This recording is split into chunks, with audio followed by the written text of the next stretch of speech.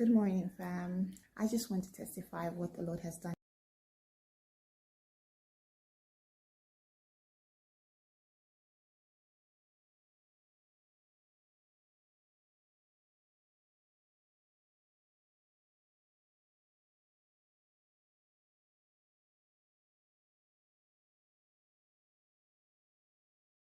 What is the tap? Years ago, I would have been probably castigated as a failure. My teachers told my parents that this kid is just not computing, something's wrong with him. And this was way before the years dyslexia was even a diagnosis. I grew up with a sense of a chip on my shoulder, a sense that I was never going to amount to much. And so in my mind, success was like an unachievable goal. But suddenly one person entered my life, a mentor who just kept telling me over and over and over again how good I am, my qualities. I realized that success has a huge amount to do with self-esteem and confidence. The rest is the technical know-how.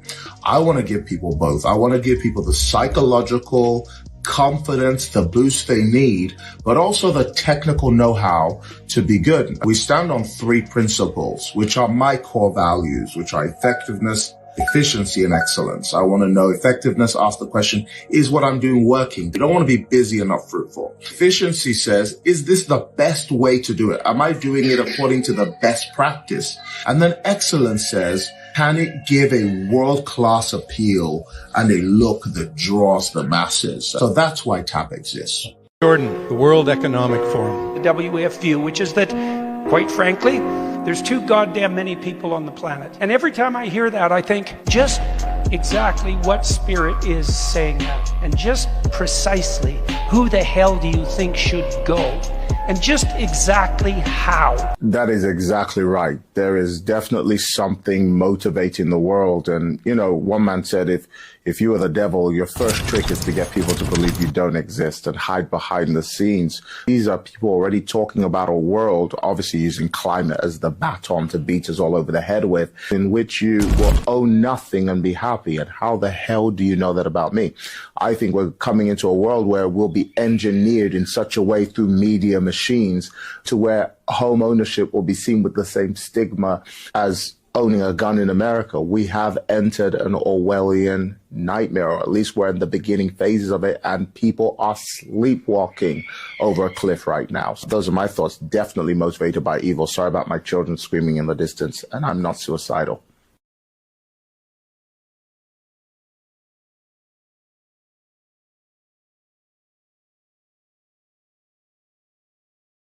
If you're not disciplined, you have not clarified vision. Vision creates discipline. Discipline in what? Time, money, emotions, and company.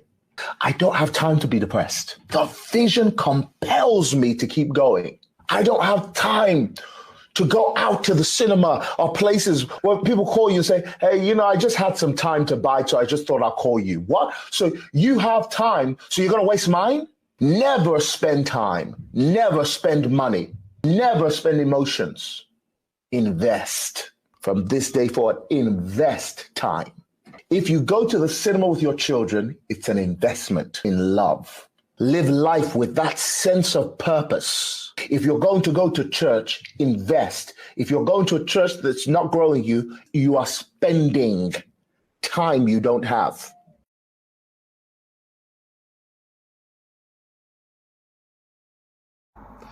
Hey everyone, I hope you're enjoying the webinar crash course. My name's Jamie, and I just want to share my insight as to how well and how much I've enjoyed the TAP Forex group. It's been absolutely amazing. I've finally learned how to trade properly. I've learned and understood the strategy, and it's very simple. I remember trading, I've been trading for 7 or 8 years. I remember trading thinking, there must be an easier way. There has to be an easier way, because I would do courses and tutorials on YouTube, and one person would say you need the oscillator and the Bollinger Band and the Elliott Wave and the RSI and the support resistance and the trend line. I'm just like, there'd be so much to it. And there was a cry in my heart, like, there has to be a simpler way. And Chief Tobi Arayomi comes along with a simpler way. I joined the course, I've completed the course, and every Monday and Wednesday we meet up. It's absolutely amazing. We have a team of traders who come together, discuss trades, we discuss stocks, we discuss crypto, gold and silver. Absolutely amazing. I can't believe, how blessed I am to be in part of this community. Another good thing about Forex, and for me, is personal. My girlfriend's out in Australia and I'm here in London.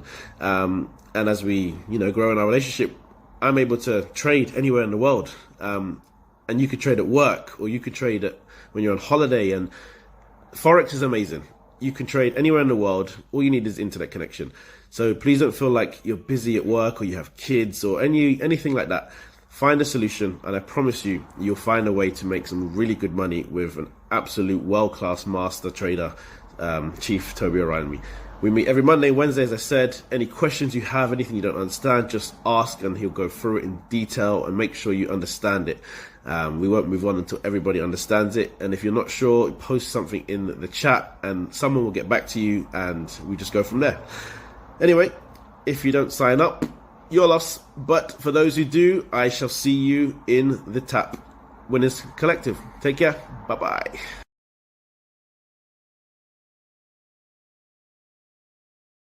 Do a video like this. Have you tried our real estate course yet? You're still sitting there? Really? You're still thinking about the real estate course?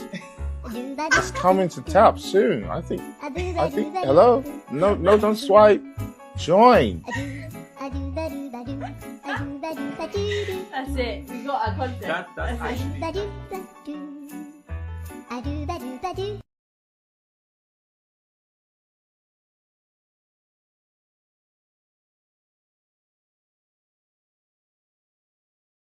And you be successful and be a believer. It's a strange thing that I often hear people say there's a competition between God and success. You first have to define success, and success is becoming who you're meant to become, because he designed you. If you're designed to be successful. We're all uniquely designed for a specific purpose. Somebody becoming a film creator is a success. Somebody becoming an owner of an e-commerce conglomerate is a success. Somebody who becomes an Olympic swimmer is a success. I think the way we've defined success in Christendom is evangelism. That's success. And evangelism is a recruitment process. It's just bringing more people in to do what?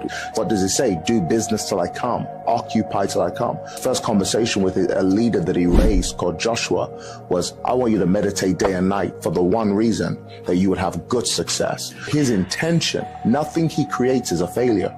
Everything he made was meant to be successful. And that's what I want to discuss with people. It says you're a demon, you're full of falsehood, rebuke you by the blood of Jesus.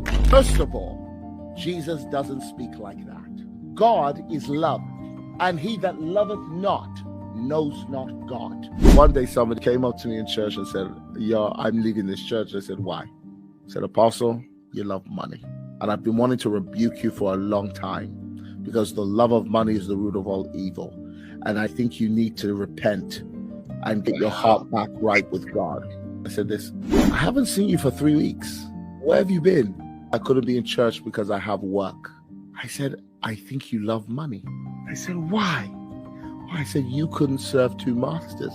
You couldn't serve God because you had to serve your belly. So I've actually discovered, ironically, the people who love money are the people who work for it. The people who don't love it are the people who can risk it. I just like to teach believers how to think.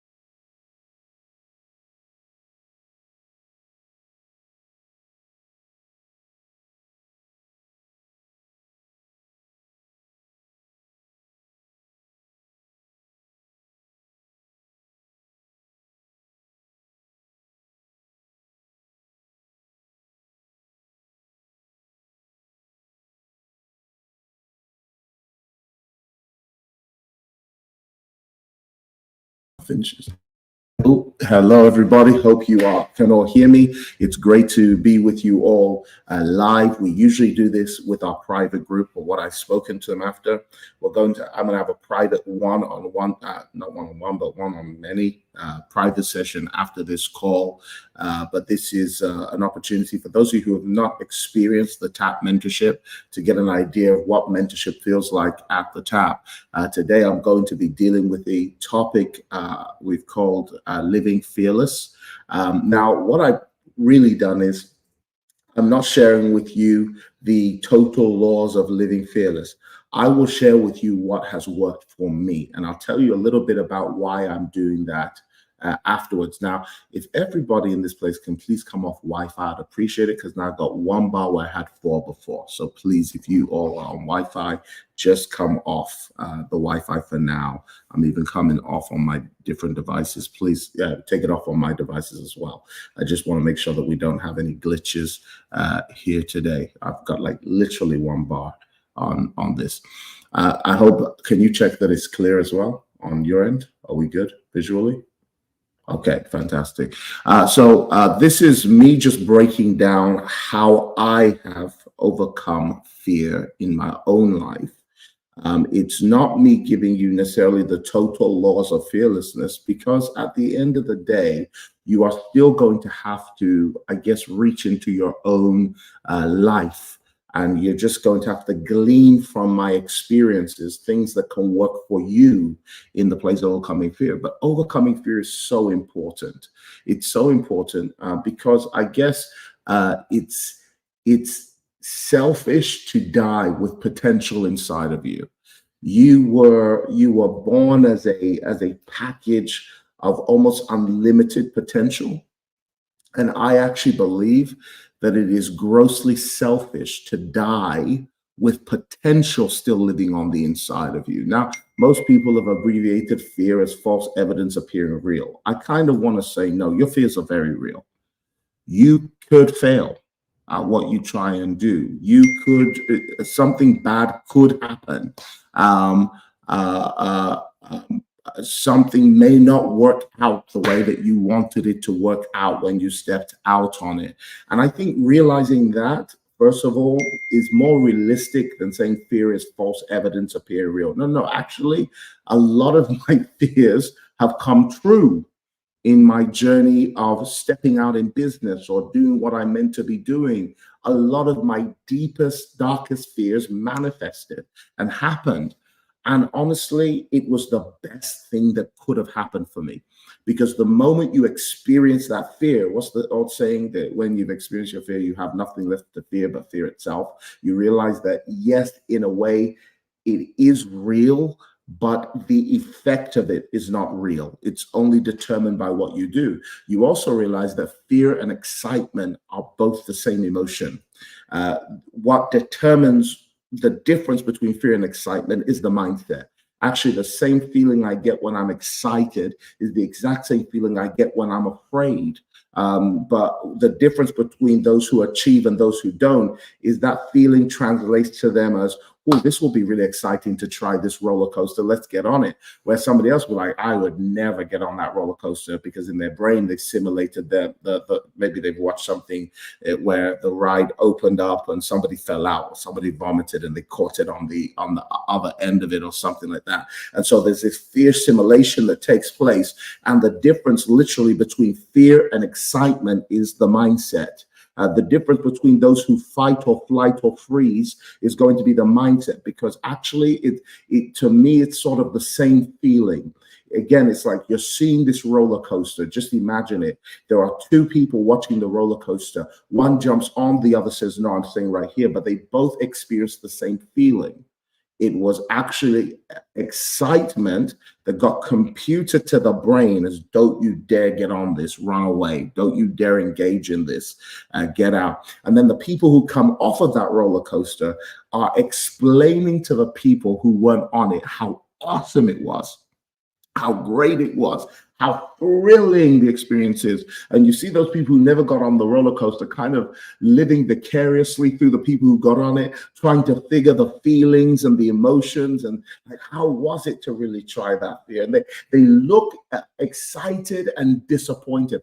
And actually that's something I remember when I was climbing a mountain many years ago. I remember at different heights of the mountain, it got steeper and there were checkpoints and people started dropping off at different checkpoints. They started leaving. People were just making excuses. I can't, I'm tired.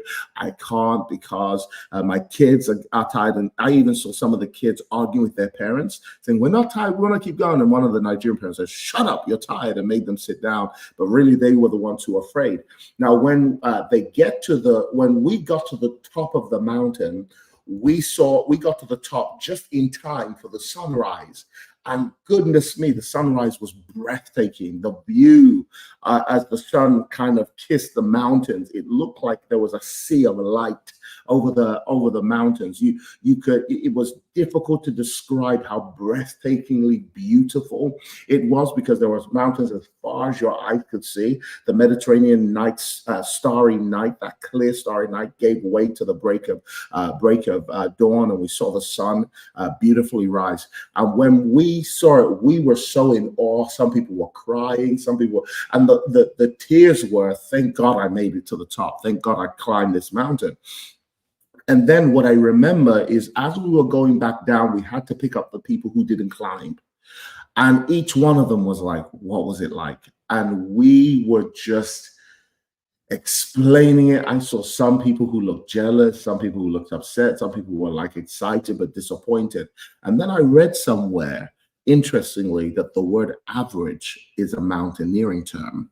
Average actually means halfway up the mountain.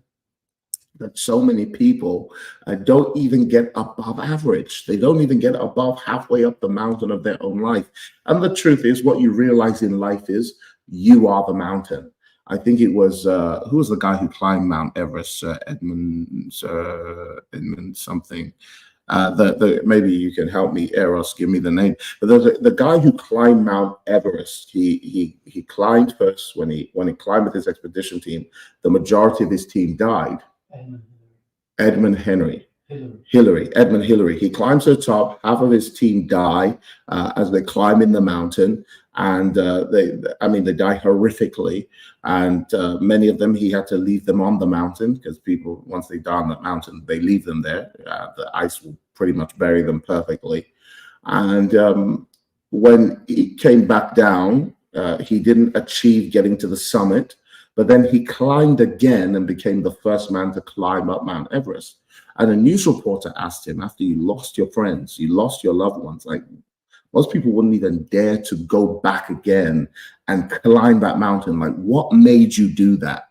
And he said, what he realized is that the mountain will never get bigger, but he can. That mountain is never going to grow, but he can grow. And this is the truth that we can all realize about life. Our fears are actually very real. We may fail. Things may not work out the way we wanted them to. And we may disappoint people in the journey of daring or going boldly. But at least there's that poem by Roosevelt. Was it Roosevelt?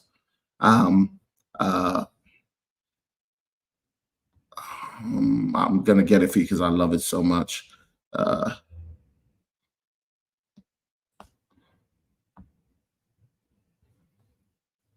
going to get it now. I didn't plan on going into this, but I think it's good. Hear this saying by Theodore Roosevelt. He says, "It is not the critic who counts. It is not the critic who counts." You know, our world is filled with critics and cynics. Everybody will talk anyway. You might as well give them a reason to talk. You know, some people are afraid of doing anything because they're afraid of what people might think about them. And the truth is, people are going to talk whether you like it or not. But hear this, it is not the critic who counts, not the man who points out how the strong man stumbles, or where the doer of deeds could have done them better. The credit belongs to the man who is actually in the arena, whose face is marred by dust and blood, who strives valiantly, who errs, who comes short again and again, because there is no effort without error and shortcoming. But who does actually strive to do the deeds, who knows great enthusiasm, the great devotions, who spends himself in a worthy cause, who at the best knows the end, the triumph of high achievement, and who at worst, if he fails, at least fails while daring greatly. So that his place shall never be with those cold and timid souls who neither know victory nor defeat. I mean, what a statement. He's saying, listen, it's not the critic who's going to count. It's not the cynic. It's not those who talk. You have people who sit in gossip columns talking about other people who achieved or were successful. And in the end, it's not the cynic that counts. The critic, we don't even remember their names. We don't even know who they are. The credit belongs to the man who's actually in the arena, the person who's actually fighting, the person who's actually there, who's putting in the effort. I think my favorite part of this whole statement was, if he fails, at least fails while daring greatly, so that his place shall never be with those cold and timid souls who neither know victory nor defeat. Like I have determined that my name will not be recorded amongst those souls who don't know defeat. I would rather know defeat than nothing. I would rather have failed trying and daring than live and die with regrets. There are people waiting till the end of their life till they regret. And I took the time, because there's this Ecclesiastes that says something, it's better to go to funerals than it is to go to weddings. Why? Because a wedding is the beginning of a thing. A funeral is the end of a thing. And at the funeral, you have perfect hindsight. And at the funeral, or at the point of death, you can ask somebody, what do you regret the most? So I took the time to study what people regret the most when they die. And in palliative care, they say it's as if people suddenly have an overwhelming sense of 20/20 vision. They have more clarity than they've ever had in their entire life at the point of their death. And one of the number one thing that most people regret, they say amongst them, is I didn't spend more time with the people that I love or the people that mattered. Number two thing, I wish I did not care so much about other people's opinions about me. And number three thing, I wish I just went after my dreams. I wish I just went after my dreams. I wish I didn't waste my time chasing somebody else's dream or doing something else. I wish I went after the dreams, the goals, and the desires that were in my heart to do. It's as if at that point, when it's too late, suddenly you have 20/20 vision over the course of your whole life. And one of the things that I find that is the paradox of the young versus the old is the young have energy but no focus. The older you get, the more focus you have, but the less energy you have. One of the things you're going to just have to do is either when you're young, try and muster up the focus, or when you're old, try and muster up and recapture the energy so you can get on with your dreams and what you're here to do. Essentially, what I'm here to tell you is it's not too late. Now, in the realm of overcoming fear, I'm telling you how I overcame fear. There are many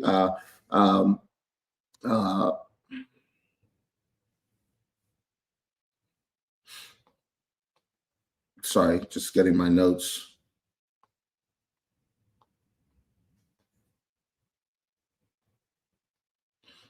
There are many types of fear that people that people may come into dealing with. For example, just a list a few for you: the fear of failure, the fear that one's efforts will not lead to any success, so such people don't try at all. That I'm going to put in effort and it's not going to lead anywhere. It's not going to go anywhere anyway, so I might as well give up. The other one is the fear of success, which I'm going to deal with today. The fear of the changes and responsibilities that come along with achievement. Do you hear what I just said? This can be a very subconscious fear that most people aren't conscious of, that they really don't want success because success comes with responsibilities. There are responsibilities attached to becoming successful. So the fear, another one is the fear of rejection. The fear that if they become successful, they're going to lose the people around them. And that, by the way, is very real. Another one that people don't know, the fear of change. Human beings are creatures of ritual, even if they're failed principles. Human beings will be creatures of ritual, even if the ritual is failing. Even if the system by which they're using in their life is a failed system, human beings are creatures of ritual, committed to failed principles. The fear of change, the unknown. We love predictability. We love predictability, even if our predictability is causing us to fail. We love predictability because predictability feels safe. Hence the sort of madness of the children of Israel crying out for Egypt, the people who abused them, when God is calling them to a promised land. Hence people crying out for their job when God is calling them to financial freedom. Hence people crying out, because we have with the job realm, you have the predictability. Even if someone is underpaying you, it doesn't matter. I'm being paid. It's guaranteed. It's sure to come.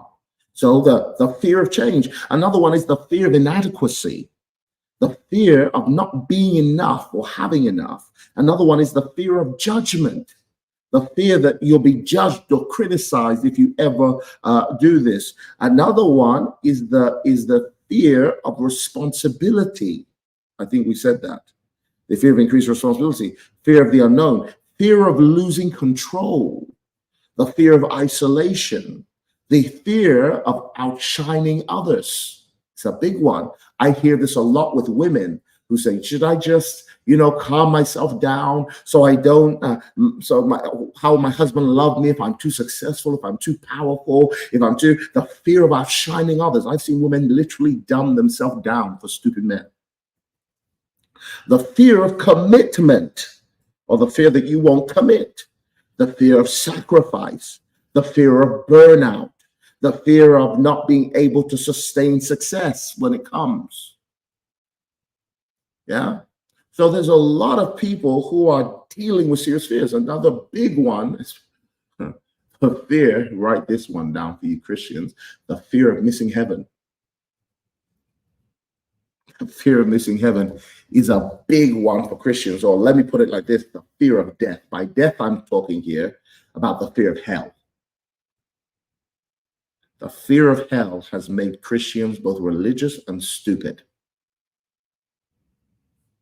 When God said, oh, death, where's your sting? And he's removed if you're of the Christian view, that God has removed the sting of death, the fear of death from you. You're still worried in your brain. This is what I see, at least Christians criticizing Christians, abusing each other and all that. The real thing behind it is the fear of final death, not death itself, but the fear of that eternal death, that eternal damnation that so controls your life. It's like, well, if I have money, I'll lose God. If I chase this, then what about my ministry? What about prayer? And if I do this, then what about that? And yet you might be able to do more if you had finances. Certainly the scripture is full of stories of people whom God was able to amplify because they had the finances to be able to do it. That the Bible is God is not one-faceted, he's multifaceted in nature. But that fear of death makes you a one-dimensional believer. That's all. You're self-preserving. So kind of your only goal in life is the rapture. That's it. I just want to evacuate. At the end of the day, I just want to get up out of here. This water's going to hell. I don't want to go to hell with it. So you're not thinking with the paradigm, occupy till I come. You're thinking with the paradigm, let's get up out of here. The Antichrist is here. Things are going bad. And somebody said to me just this week, they said, I said, what's your goal? What's your aim? And they said, to make the rapture. And I thought, that's all? So what that does is it makes you sort of one-dimensional as a believer. So let's say the aim is to make the rapture. Great. And I believe that should be all of our aim that we're striving for.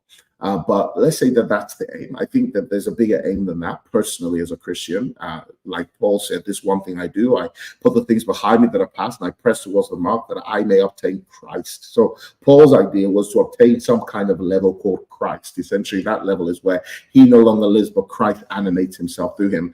Not some kind of survival thing of getting out of here and rapturing, but let's just say that that's your ideology. If that's your ideology, you shut down all your creativity when your only mindset is to survive and get out of here. Everything else about you kind of shuts down, and everything about you is just that one thing now, and you become this sort of one-track believer. And I guess that's why you'll argue with anybody or fight with anybody that exists outside of your paradigm. And you'll think that my wife always says, I'm not out of my mind, I'm just out of your mind. You'll think that people are out of their mind because they're just out of your mind, out of your paradigm. They've escaped that paradigm a long time ago. And so you deal with all these sort of fears. And then by the time you're done in life, you get to God in heaven and he asks you, well, what did you do with your life? And you say, well, I buried myself in prayer and I did nothing else but want to make the rapture. And whilst that is a noble thing, it's not the thing, because you were put here on earth for a reason to impact the earth generationally. Like I was even thinking just the other day, I was like, why did I have to start in a cinema? Like when I'm building our church, for example, let me just talk to my Christians for a moment. When I was building our church, I thought, why did I have to start in a cinema? Why didn't I inherit a building? Why is it the Pentecostals have no inheritance? Why is it that nothing was passed on to me from a generation before me? Surely the desire of a father, a spiritual parent in the Lord, is that their ceiling would become my platform. Why didn't I start on that high? Why didn't I start on a ceiling? Why is there no thought in this sort of charismaniac mentality that says, what is our generational impact going to be? Why are we just trying to burn in our day, burn out, and hope the next generation picks up? Why aren't we thinking 5, 6 generations ahead of us? Why aren't we thinking about our children's children by now? Why are we just thinking for ourselves? Because surely a good man leaves an inheritance. Like the entire purpose of my life here is not just to live for myself, and my entire purpose here on earth is to actually lay my life down for a generation to come, so that they don't have to struggle with what I struggled with, because I defeated some things in my time, so that my ceiling now becomes their new platform. And see that the lack of that mindset, the lack of that mentality, it's led, especially in the Christian world, to this isolationism that doesn't allow us to collaborate. So even though you and I together can actually achieve so much, you don't want to, because you want your name on it, you want your rubber stamp, you want your fame, you want your glory. Yet the real secret of any kind of dominion is wrapped up in these 2 words: let us. That even God in achieving does not operate in isolation, he operates as an us. Even God had to give credit in Genesis 11 and some modicum of respect to fallen man when they behaved like an us and said, let us build a tower and let us overthrow God. And God said, now nothing they have imagined, not he, they have imagined, will be impossible. They have imagined, not he. No, it's impossible for you, but it's not impossible for us. Let nothing they have imagined be impossible for them. And so I look across, even I'm just saying in my criticism of Christendom, I look across Christendom, especially my peers in ministry, we are all isolationists. This one is in their ministry over there, that one is in their ministry over there, I'm in my ministry over here. And whilst we should have our individual assignment, my question is, what is our corporate entrustment? What are we doing together? But there is so much jealousy, there is so much striving, there is so much distrust, that if we kind of pulled together, that's what I've been trying to do. For example, with Tap Estates, we've managed to achieve quite a lot already with our small group of guys. I can't imagine what would actually happen if the collective group said, let us do something together. let us pioneer something together. Even in my doing the NFT business, we managed to do something great in gathering things together. But now I'm seeing sort of cannibalistic behavior, people fighting against me and all that. Instead of saying, let us collectively, how can we get behind him to fight this thing? What can we do to petition to overcome? He's already made it clear that this is something outside. What can we do together? What lawyers can we speak to? Are there any lawyers in our community? There's no sense of what can we do. There's this sort of, and by the way, this is also made 10 times worse in sort of the quote unquote Black community. The quote unquote inverted comma, infinity Black community, because that is the worst of all. Because if you ever try and rise above, you will see the bucket of crabs try to pull you right back and say, don't you dare think you're such a much. Even the sort of criticism that I've seen in the NFT space, where I built this business but somebody stole the money and things didn't go too well, and then people are like, well, why, how dare he be successful somewhere else? Surely, like, how dare he start something else? How dare he continue to build?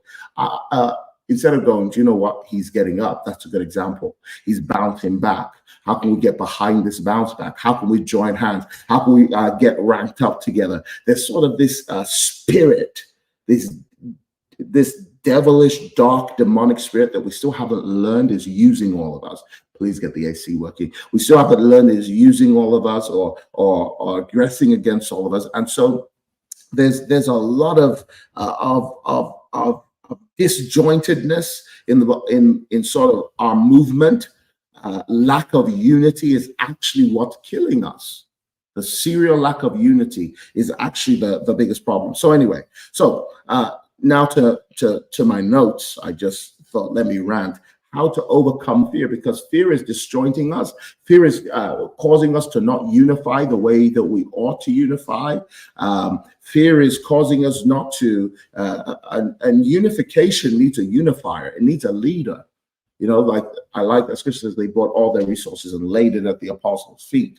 It needs a unifier. It needs a leader who is trusted to bring a people to where they need to be. But I also notice in sort of the biblical examples, who really wants to be the leader? Because the choice to be the leader is also the choice to be crucified if any small thing goes wrong or things don't go the way people want them to go, or like you've got to kind of unify people who have independent natures and selfish ambitions. But that's another day's story, the boldness to lead people.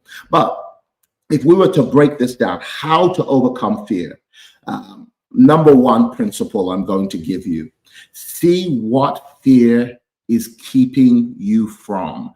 This is what I had to realize in my journey of overcoming fear. And this was a very purposeful act. This is something that you can do today with as simple as a pen and paper, an iPad and notes. I like writing because writing is a very emotional, has a very emotional connection. Number one thing I've got to ask myself is, what is fear keeping me from? What is this fear keeping me from? Some people call it identify, first of all, your limiting beliefs. So this is how you identify them. You identify them by writing down something like this: I cannot because. I cannot because. Maybe for me, I cannot because my last project wasn't successful. That is a limiting belief sponsored by a fear. And maybe the fear that's sponsoring it is, if people see me moving on, they'll think I don't care. If people see me moving on, so I've got to stay in a small place. Yet moving on is the only thing logically that I should be able to. The first thing you've got to do before you overcome your limiting beliefs is you've got to identify them. This is all within the realm of seeing what fear is keeping you from. Number one, you have to identify your limiting beliefs. What are they? Somebody once said to me, I don't have any limiting beliefs in Jesus' name. I said, okay. Within like 3 months, they gave up. I went to him, I said, I thought you didn't have limiting beliefs. He said, I don't. I said, so why'd you quit? Well, you know, I was just, I tried and, you know, I have other things that I was busy doing. And I said, so you got limiting beliefs. You got limiting beliefs. Every one of us has belief systems that limit us. And you have to identify them, at least your top 3. In every year of my life, I identify what are my limits beliefs. A man once said to me, Toby, go to your limits, and there you'll discover they don't really exist. They're just beliefs. All your limitations are beliefs. And the unfortunate thing is, this is probably perhaps the most interesting thing that I noticed when in my discourse in studying the Bible, is that people in the Bible had beliefs.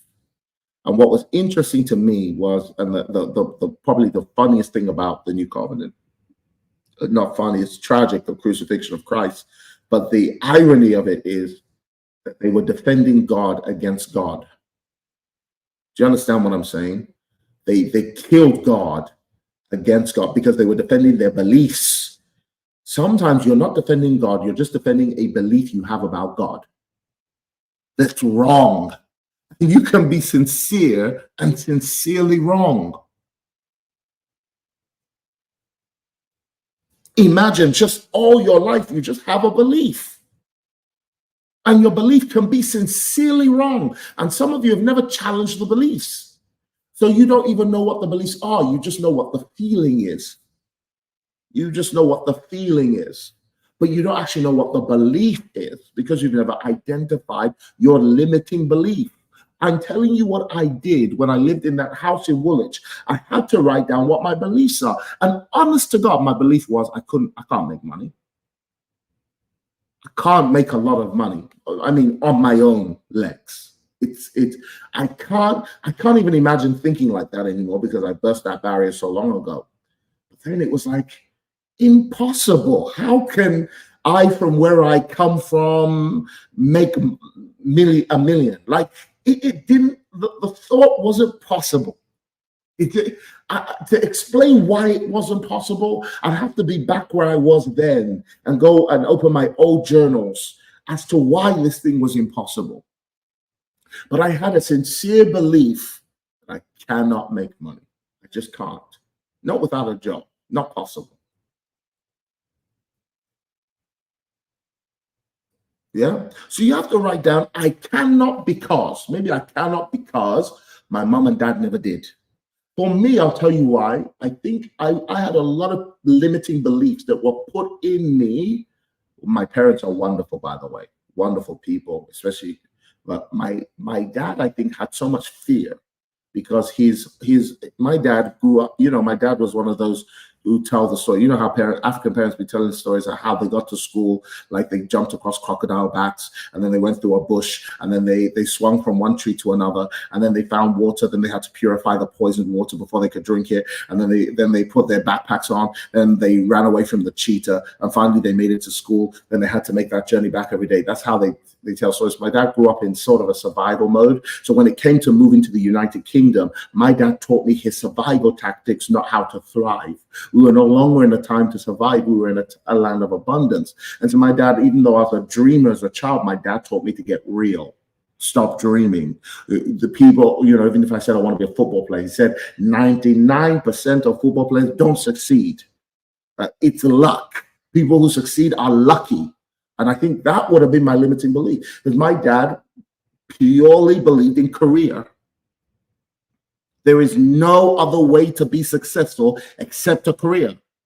I thought my dad created the line, education, until I found out he got it from Tony Blair.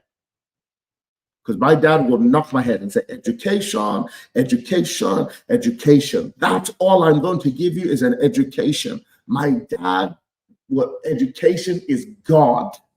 I remember even getting saved and getting a Bible. My dad would be so angry that I was reading my Bible and not my books. But he'd say, books are your life. One day he said to me, the Bible is a hobby. The books are your life. Like my dad is a medical doctor. My mom is a dentist, highly successful in the realm of career. But let me tell you, I saw that man work and not have time for us. I saw that man do everything he did. And maybe you can share this on my Instagram. I saw that man do everything he did. Is it with link to this? Oh, on this? Okay. Hi, Instagram. I didn't know you were here.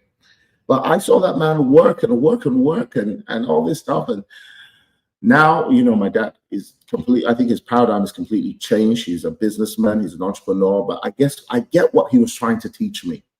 But he was so fearful that honestly, I wish I started my journey in business a long time ago, because education is not the path to success.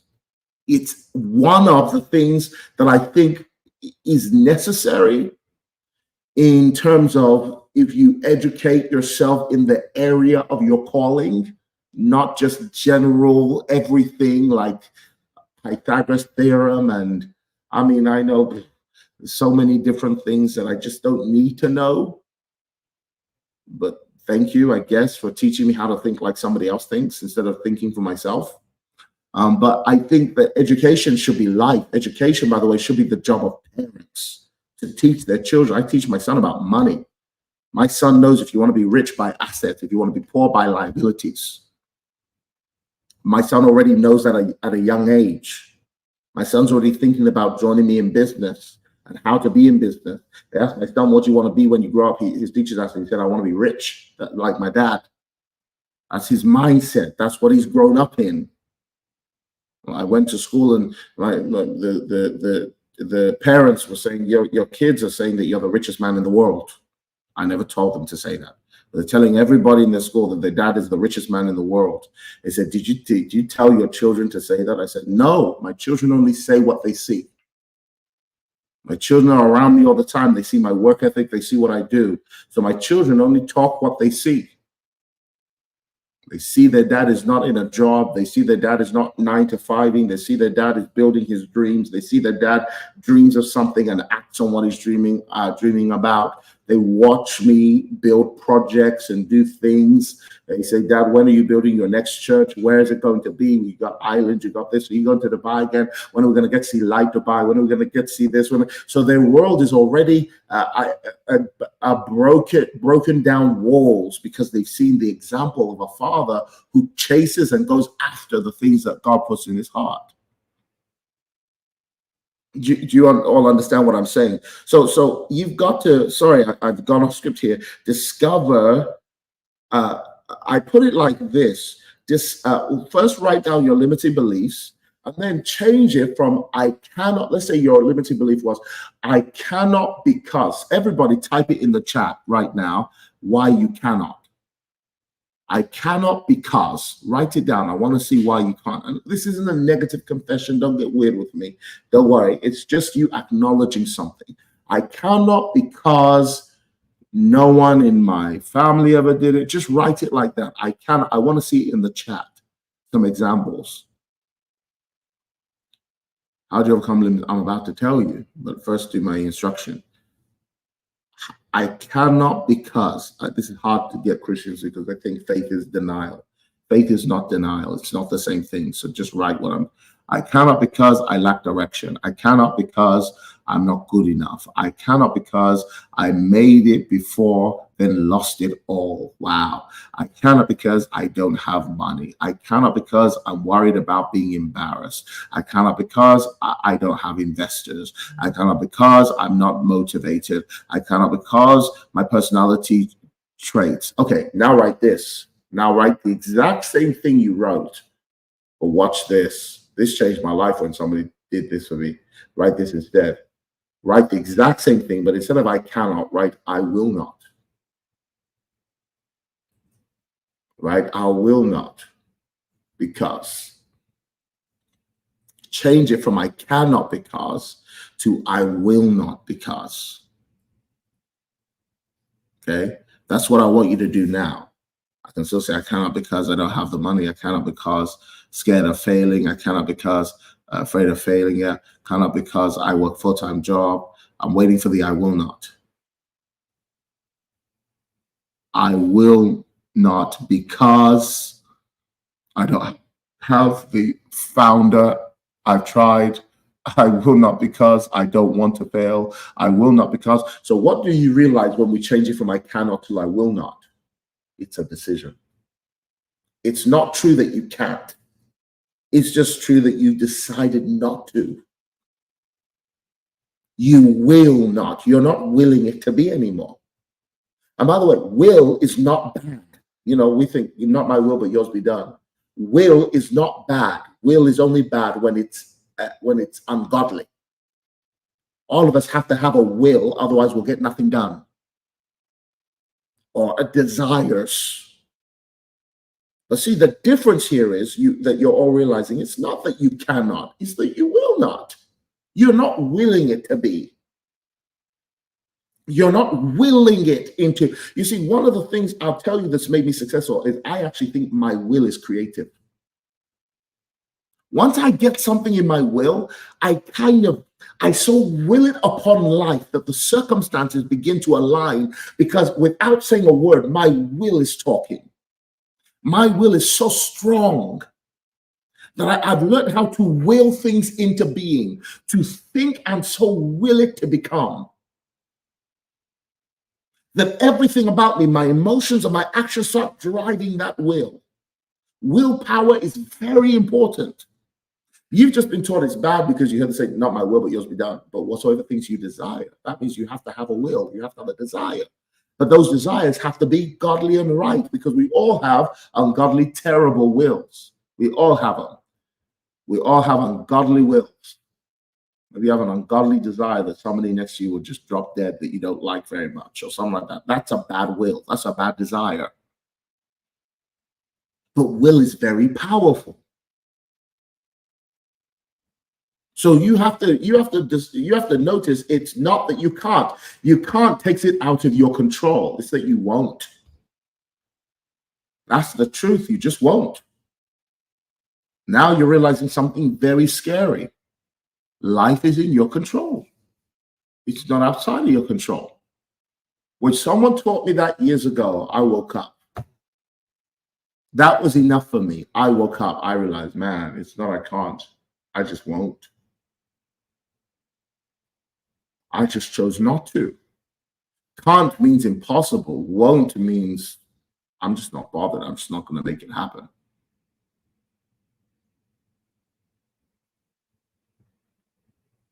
Yeah, you're still right that I cannot. No, I will not, because I've seen my father and mother fail. So you're choosing not to. It's not that you can't. It's your will. You are the mountain. You're holding yourself back. No one is holding you. It's your will. You're in control. It's interesting. Like right now, everyone do something. I can't see you, but I can see the people in this room. Just lift your right hand. Who did that? You did. Your will. Look at that. What control you have. Isn't that amazing? I can pick up my phone. Look. Oh, that's willpower. Just exercise willpower every day of your life. You're actually in control. You're not possessed. If you are, you gave your will to it.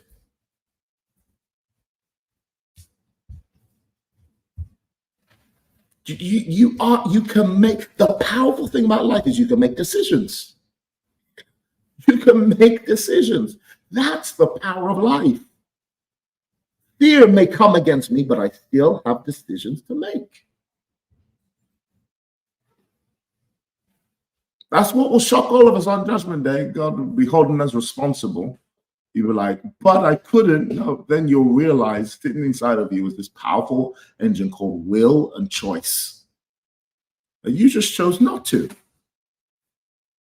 Your life is your responsibility. Now, some things, there are two circles in this world, two circles we all exist in. There is so I was just speaking to somebody here who goes to a church called Dean, and we were talking about, I didn't want to live in London City because I don't necessarily like London, or the London attitude or culture. It's very hustle and bustle and rude. I like where I live. It's more countryside. It's green. He said, that's strange. He says, but you have like 100 people in your house a day. I said, yeah, but I chose them. In London, I don't choose them. They're just there. They go outside my house and I'm surrounded by people. But in the countryside, they have to travel a long way. And then I choose them to come to my house. I choose those. What do I mean? I may not be able to control London, but I can control my house. Is everybody understanding me? I may not be able to control certain things that happen to me, but I can control what happens to me right now. And my decisions have great effect. My small choices with persistency start to carry great effect. So you make decisions. Okay. Oh, nearly dropped my iPad. It's been gone. So see what fear is keeping me from. I put discover under this. I put discover your limiting beliefs and discover the prophecy your fear is concealing. I wrote that down. Discover the prophecy, the prominence, the future, the destiny that your fear is actually concealing you from. Reflect on your dreams, your desires, what you want to see happen. Reflect on it. Number two, secret to overcoming fear. Get jealous of those who have achieved. Get jealous of those who have achieved. You know, you say, we could be jealous. I rebuke that jealousy. No, shush. There are two things you can do with jealousy. Anger is neither positive nor negative. There's be angry, but in your anger, don't sin. I would say the same is true of jealousy. You know, we're told in the Bible, jealously long for the greater gift, or a blessed person. Blessed means fortunate to be envied or enviable. That means there is a negative jealousy that causes you to destroy somebody, pull them down, all kinds of things that is just jealousy masquerading in your insecurity. Then there's the kind of jealousy that makes you like aspirational. I can do what they've done. I can achieve what so-and-so has done. How do we do this? Be inspired by stories of uncommon achievers. Find someone whose story you resonate with. Like, I'll tell you a movie that really inspired me, King Richard. As a mentor, as a coach of people, as a pastor of people, King Richard really inspired me. The man had obviously his quirks, but what I saw in King Richard was he had the ability to create champions. That it's possible to culture champions. It's possible to make people mighty by discipline, by being hard on them, by culturing them, by cultivating them. It's possible to make people champions. Surround your life with stories that inspire you. Find the stories of the people who inspire you and how they overcame and the nature, the attitudes they've adopted, the emotions and the thinking and the proclivities and their mannerisms, and mimic those who achieve. Number two, surround yourself with uncommon achievers. What do I mean by this? Ensure in your life that you are not the most successful or wise member of your friendship group. Somebody said once that if you have 4 stupid friends, you've counted wrong. You have 5 stupid friends. You are number 5. Surround yourself with uncommon achievers. Do not be the smartest person in your group. It's a sure path to failure. It is a sure path to failure if you are the smartest person in your friendship group. Can I have my other phone? I want to observe Insta. Maybe get Insta open. In fact, just give it to me. I'll be quicker. Sorry, I want to also pay attention to the Instagram guys. I've just ignored them. There we go. But pay attention. If you're the smartest in your friendship group, you're in trouble.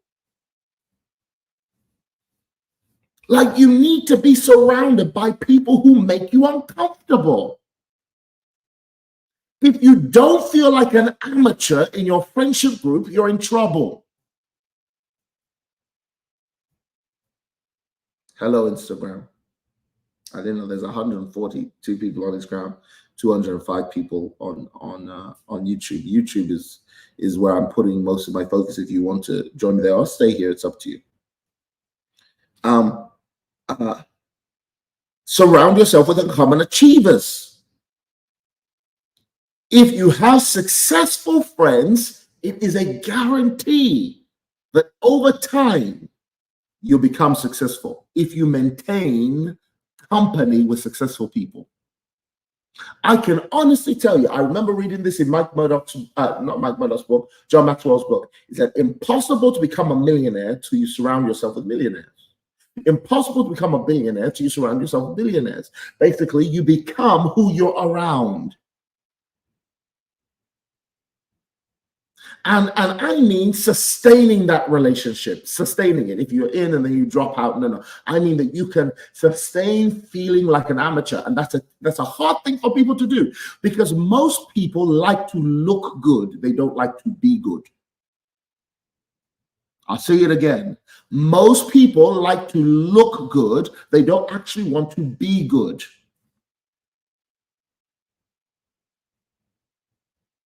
It's hard to maintain company of successful people or uncommon achievers. It's difficult to maintain company with uncommon achievers because they will call out your mediocrity. Please message the guy who's meant to come see me. Find his number, maybe Serena or someone will give it to you. So be inspired by the stories.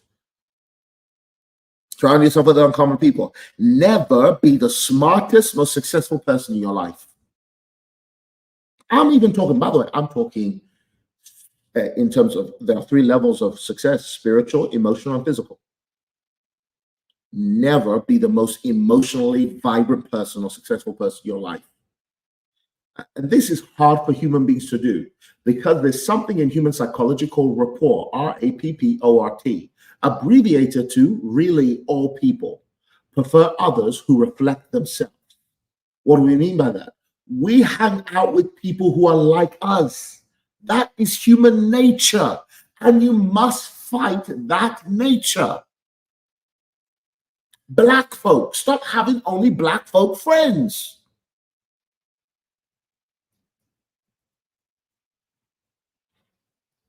Stop only having black friends.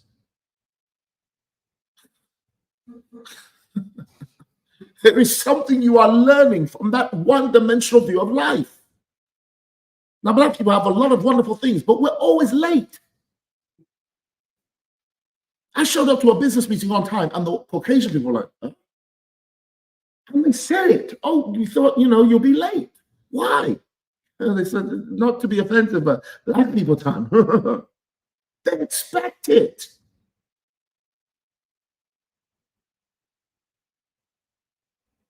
All your friends are black. You live in England. You want to excel in the English system, but all your friends are black.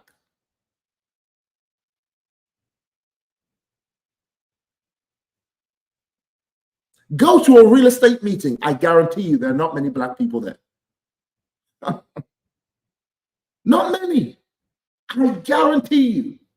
I saw a dear friend of mine, Dr. Daniel Moses. He regards me as a mentor. But I saw he's an uncommon achiever. And I saw him in a real estate meeting surrounded by old white people. He got an award of some kind. I said, there's no black people here. He said, no, black people don't come to real estate meetings.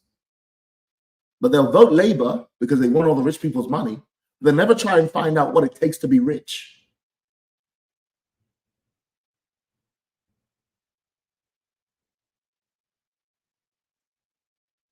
You gotta hang out with people who make you uncomfortable. Now, let's say you're a pastor, but all your friends are black. Do you know all you've built is a Nigerian church in England?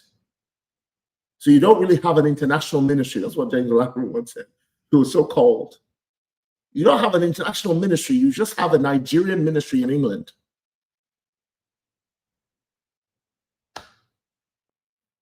Because you can talk to, to be loyal to the black culture. Be loyal. You got to be loyal. What does it mean to be loyal to that culture? It means to be loyal to let me not say anything. If you don't vote for this, you ain't black. That's what Joe Biden said. You still voted for him. If you don't vote Joe, are you not black? He said that to you. And you're still like, Kamala, she's a black woman. And she's not black. She's not black. Doesn't it offend you that the only way that you could achieve was by getting someone racially ambiguous and calling them black?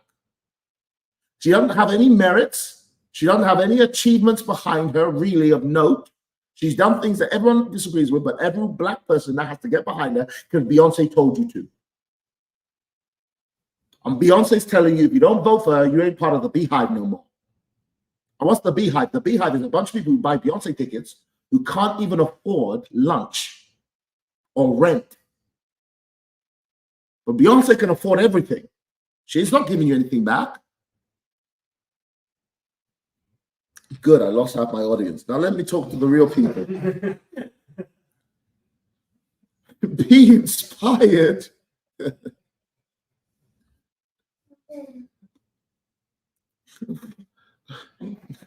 Never be the smartest, most successful person in the room. This is all under get jealous by those who achieved. Next one. Have a coach. Pay for mentorship. All of you on here go, amen, lovely, lovely. Pay, join, it's only £50. Like after today, I'm going to have a private session. People are going to ask me Q&A. You're not going to be there. It's only £50 a month. Pay. After this call, join and pay and commit. Like you could be hearing this every other week.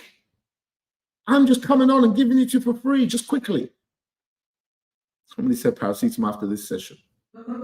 Hey, have a coach, have a mentor. What is a coach? Someone who holds you accountable. Somebody who irritates your mediocrity. A mentor is a tormentor. Their job is to torment your smallness. Their job is to irritate your limiting beliefs. Their job is to call you to higher and greater. Have a coach.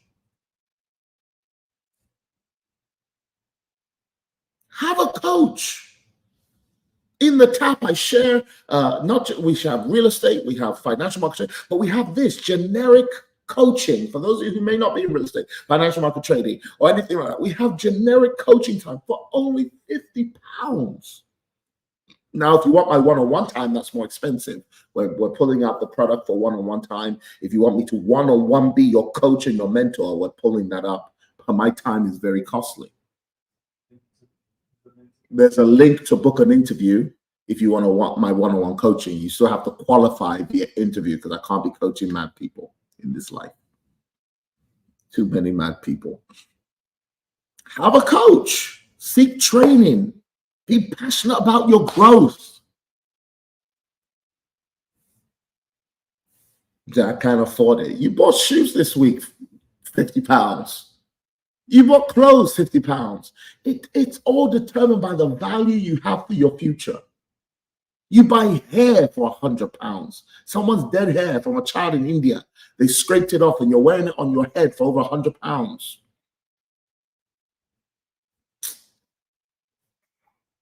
Let's move on. Number 3. Stop laughing in the background. Number 3, if you want to overcome fear, make a ridiculous vision for your life. Ridiculous. Have a ridiculous vision.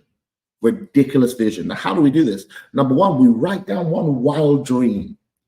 And this dream is based off of, now hear this, because I know you Christians are like, well, I don't know what to do. I don't know what to do. I'll tell you how to discover your calling. It's wrapped in your desires. Nobody's taught you this. So you're so afraid of your desires. You're so petrified of what you desire. Well, what if God knows? What if God knows? See, you're so afraid of hell. You're so afraid of missing it, you never make it.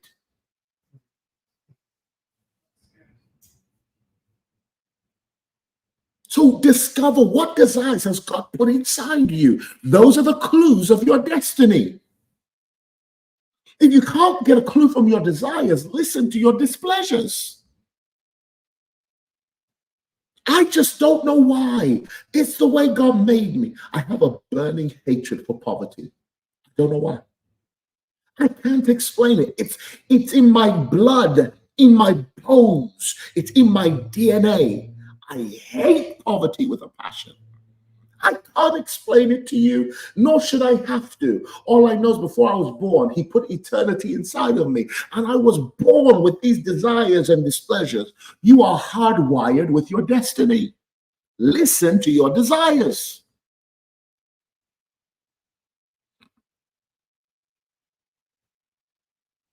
Listen to them.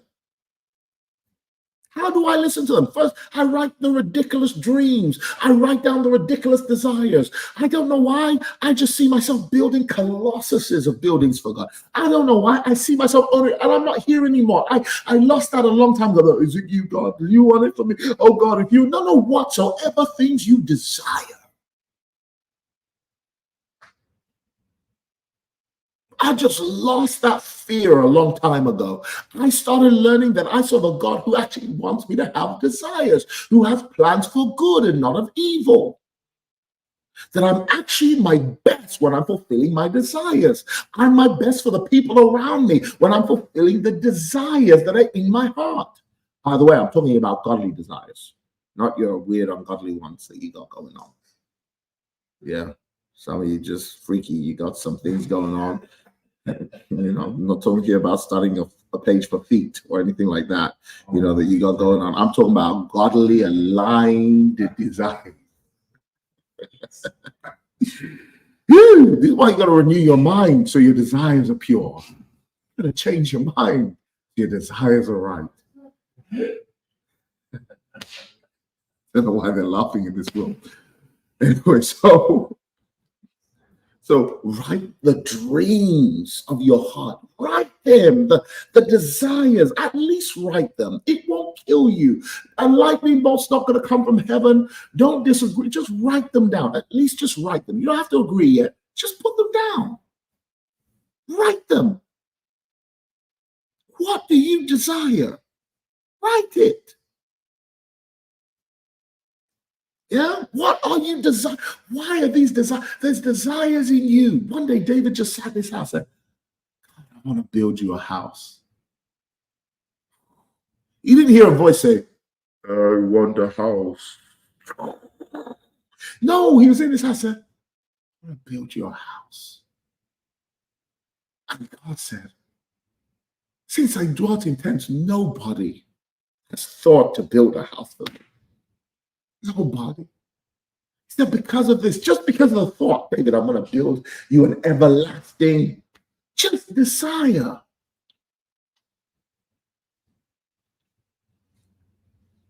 Imagine, your desire is the voice of your potential. Your desire is the voice of your potential. It's speaking. You're ignoring it because somebody told you, oh, your desires are ungodly. Shut them down and die. Take up your nails and die. No. You can't take up your cross without desire. Discipline is meaningless without desire. For the joy that was set before him, he endured the cross and despised the shame. You can't endure anything in life if you don't have desire. Discipline is born in the womb of desire. If you want a disciplined life, you must discover your desires.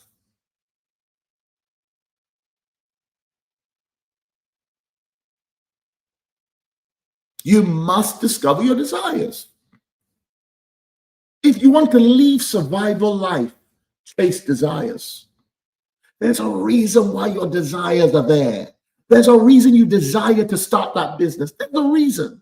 There's a reason you desire to open that company. There's a reason. But see, you're telling yourself you're going for it gun-ho, but you're really afraid. What if I make this a god? What if I this, or what if I, you're so full of fear that you can't move forward while you're double-minded. You've got to settle in your mind you serve a God who loves your desires, who put them there in the first place.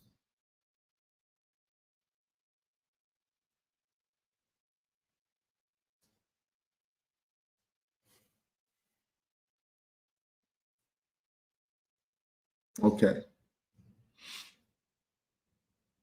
I'm about to leave this live and go into our private session soon. If anybody wants to join the tap, there's some kind of link. There's a link in the description because we're about to leave. I'm going to do one-on-one time with my guys who have questions for me. This is not something we usually do publicly. This is a very private thing that we usually do with a small group, because I know you guys will be like, preach, amen, preach to quiet, but you won't. If you can be, the humility is teachability, coachability, and trainability. Those are three different things. Right now, this is just teachability.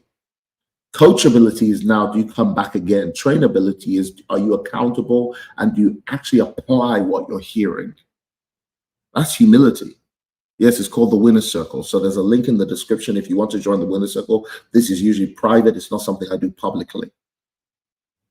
You're getting a sneak preview into the tap, private coaching that I give and that I offer to many. Okay. So number 3, ridiculous vision, ridiculous, out of this world. Once you've written your vision, this is all under number 3. As you're writing your vision, write it like a scattergram. Just write thoughts, concepts, and ideas. Maybe you put in the middle of a paper your business name. I don't know, Luxurious Lashes. I don't care what it's called. You put that there in the middle of the paper. You write down Fortune 500. You write down things beyond your limiting beliefs. Write down things that make your limiting beliefs go, huh? Are you sure? Write it.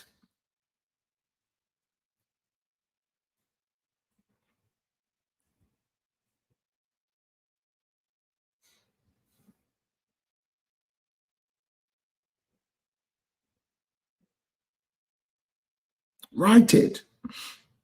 So discover it. A great guy said, start with why, then go to what, then go to how.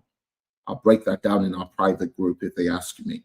Then rehearse daily. Keep refining the vision. Write it down at night. Keep looking at it again. Rewrite it. My team always tells me it's like you keep changing the vision. I told them, go back. My wife said, my husband has never changed his vision. He's only clarified it.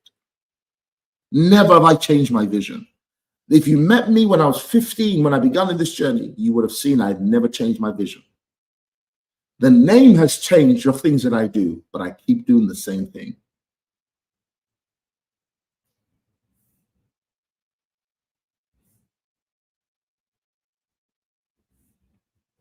You can be signed up to other things. You're making a mistake not signing up to this. You're all telling me you're signed up to other things. You're making a mistake not signing up to this.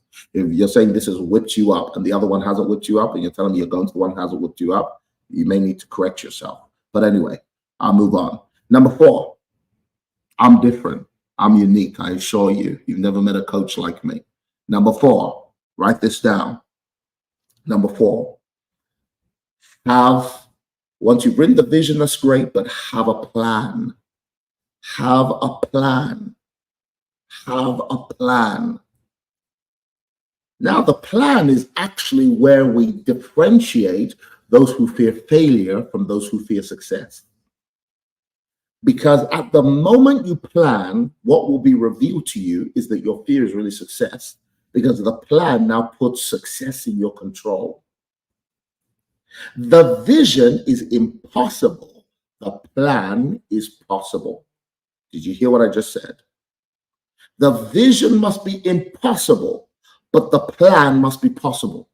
One day, Will Smith was told to build a wall outside his dad's shop.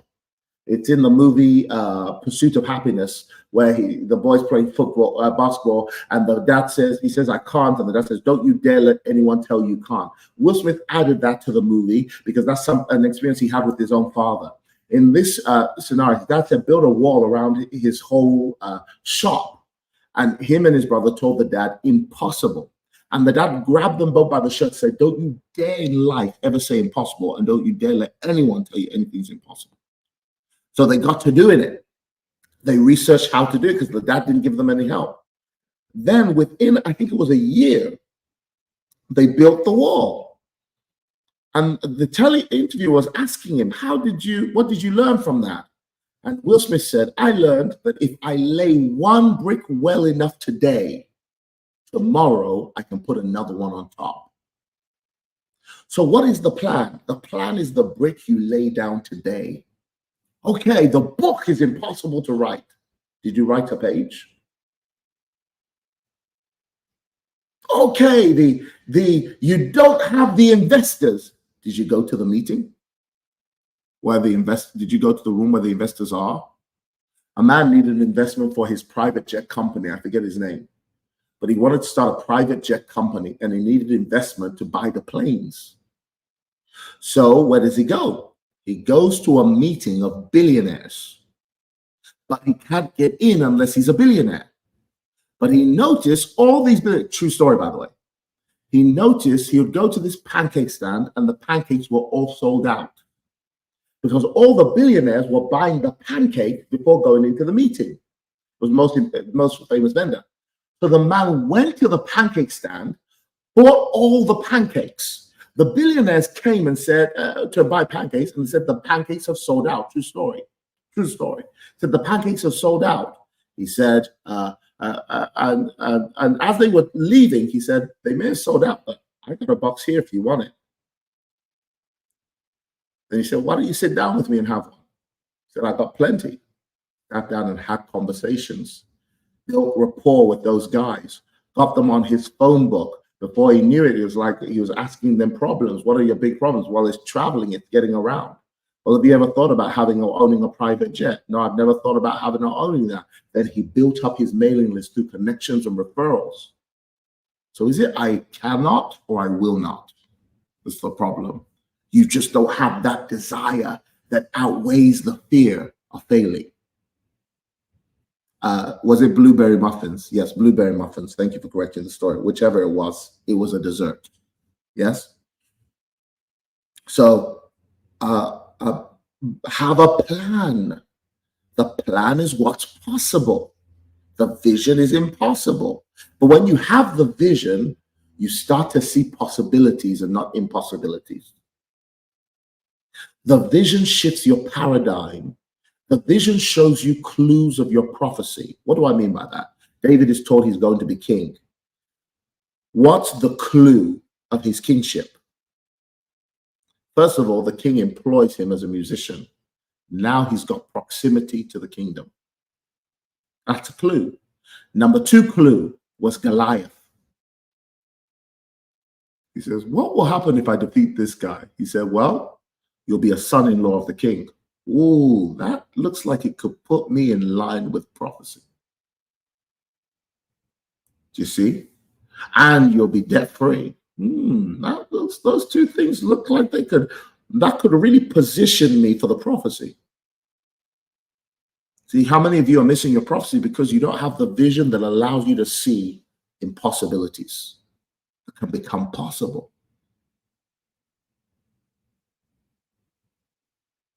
Okay.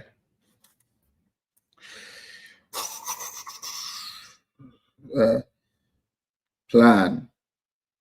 Number 5, already said it. One brick at a time. Number six. Don't wear Saul's armor. Hear what I said? Even though I'm teaching you this, I'm just giving you things you can glean from.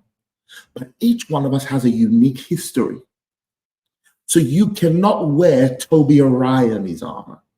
You see, David was not trained in sword or shield or spear. David was trained in the slingshot.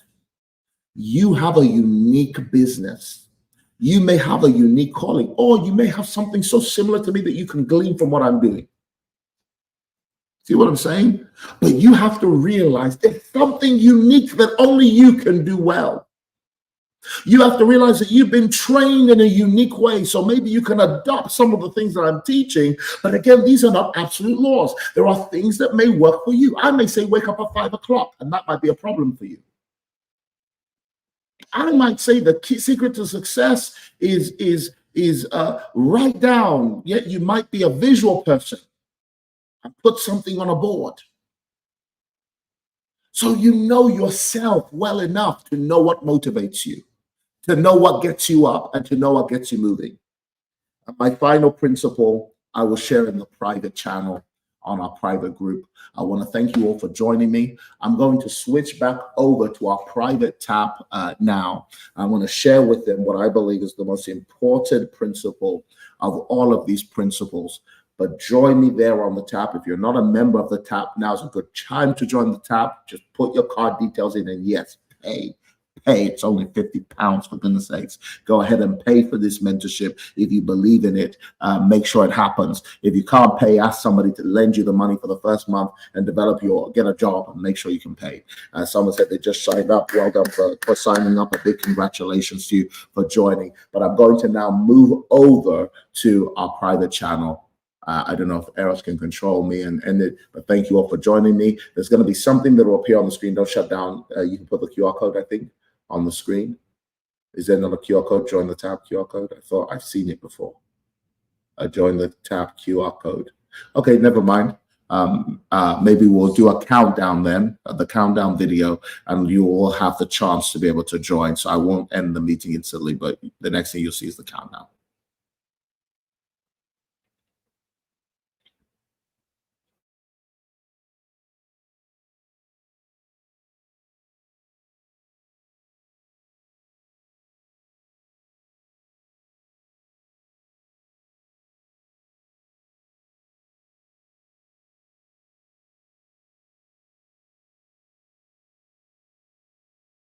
What is the tap? Years ago, I would have been probably castigated as a failure. My teachers told my parents that this kid is just not computing, something's wrong with him. And this was way before the years dyslexia was even a diagnosis. I grew up with a sense of a chip on my shoulder, a sense that I was never going to amount to much. And so in my mind, success was like an unachievable goal. But suddenly one person entered my life, a mentor who just kept telling me over and over and over again how good I am, my qualities. I realized that success has a huge amount to do with self-esteem and confidence. The rest is the technical know-how.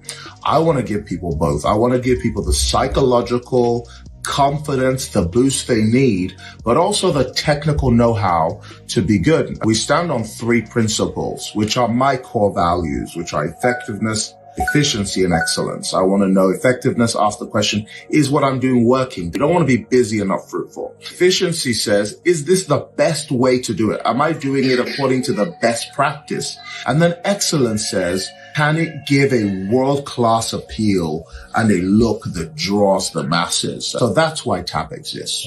Jordan, the World Economic Forum. The WEF view, which is that, quite frankly, there's too goddamn many people on the planet. And every time I hear that, I think just exactly what spirit is saying that. And just precisely who the hell do you think should go?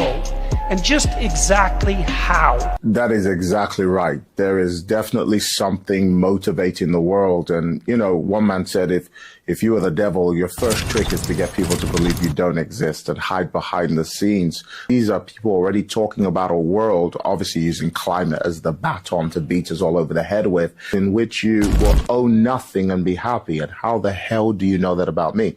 I think we're coming into a world where we'll be engineered in such a way through media machines to where home ownership will be seen with the same stigma as owning a gun in America. We have entered an Orwellian nightmare, or at least we're in the beginning phases of it, and people are sleepwalking over a cliff right now. So those are my thoughts, definitely motivated by evil. Sorry about my children screaming in the distance, and I'm not suicidal.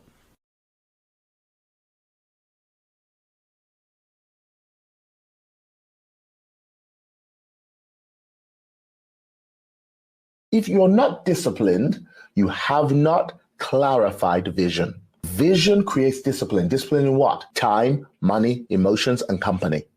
I don't have time to be depressed. The vision compels me to keep going. I don't have time to go out to the cinema or places where people call you and say, hey, I just had some time to buy, so I just thought I'll call you. What? So you have time, so you're going to waste mine? Never spend time. Never spend money. Never spend emotions. Invest. From this day forward, invest time. If you go to the cinema with your children, it's an investment in love. Live life with that sense of purpose. If you're going to go to church, invest. If you're going to a church that's not growing you, you are spending time you don't have.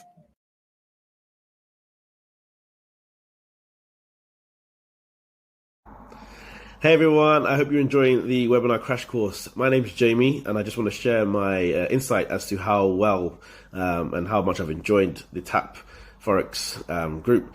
It's been absolutely amazing. I've finally learned how to trade properly. I've learned and understood the strategy, and it's very simple. I remember trading. I've been trading for 7 or 8 years. I remember trading thinking, there must be an easier way. There has to be an easier way, because I would do courses and tutorials on YouTube, and one person would say you need the oscillator and the Bollinger Band and the Elliott Wave and the RSI and the support resistance and the trend line. I'm just like, there'd be so much to it. And there was a cry in my heart, like, there has to be a simpler way. And Chief Tobi Arayomi comes along with a simpler way. I joined the course. I've completed the course, and every Monday and Wednesday we meet up. It's absolutely amazing. We have a team of traders who come together, discuss trades, we discuss stocks, we discuss crypto, gold and silver. Absolutely amazing.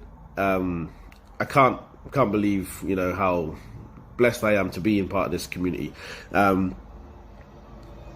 Another good thing about Forex, and for me, is personal. My girlfriend's out in Australia and I'm here in London, and as we grow in our relationship, I'm able to trade anywhere in the world. And you could trade at work, or you could trade when you're on holiday. And Forex is amazing. You can trade anywhere in the world. All you need is internet connection. So please don't feel like you're busy at work or you have kids or anything like that. Find a solution, and I promise you'll find a way to make some really good money with an absolute world-class master trader, Chief Tobi Arayomi. We meet every Monday and Wednesday, as I said. Any questions you have, anything you don't understand, just ask, and he'll go through it in detail and make sure you understand it. We won't move on until everybody understands it. And if you're not sure, post something in the chat and someone will get back to you, and we just go from there. Anyway, if you don't sign up, your loss. But for those who do, I shall see you in the TAP Winners Collective. Take care. Bye-bye.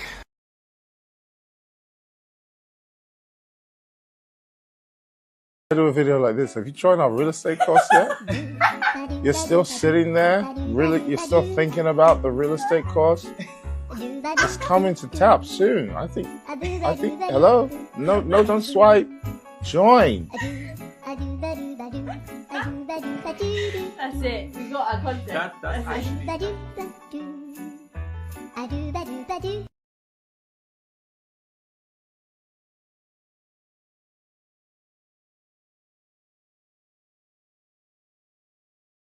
And you be successful and be a believer. It's a strange thing that I often hear people say there's a competition between God and success. You first have to define success, and success is becoming who you're meant to become. Because he designed you. If you're designed to be successful. We're all uniquely designed for a specific purpose. Somebody becoming a film creator is a success. Somebody becoming an owner of an e-commerce conglomerate is a success. Somebody who becomes an Olympic swimmer is a success. I think the way we've defined success in Christendom is evangelism. That's success. And evangelism is a recruitment process. It's just bringing more people in to do what? What does it say? Do business till I come. Occupy till I come. First conversation with a leader that he raised called Joshua was, I want you to meditate day and night for the one reason that you would have good success. His intention, nothing he creates is a failure. Everything he made was meant to be successful. And that's what I want to discuss with people. It says you're a demon, you're full of falsehood. rebuke you by the blood of Jesus. First of all, Jesus doesn't speak like that. God is love, and he that loveth not knows not God. One day somebody came up to me in church and said, "Yo, I'm leaving this church." I said, "Why?" I said, "Apostle, you love money. And I've been wanting to rebuke you for a long time, because the love of money is the root of all evil. And I think you need to repent and get your heart back right with God." I said this, "I haven't seen you for 3 weeks. Where have you been?" "I couldn't be in church because I have work." I said, "I think you love money." I said, "Why?" I said, "You couldn't serve two masters. You couldn't serve God because you had to serve your belly." So I've actually discovered, ironically, the people who love money are the people who work for it. The people who don't love it are the people who can risk it. I just like to teach believers how to think.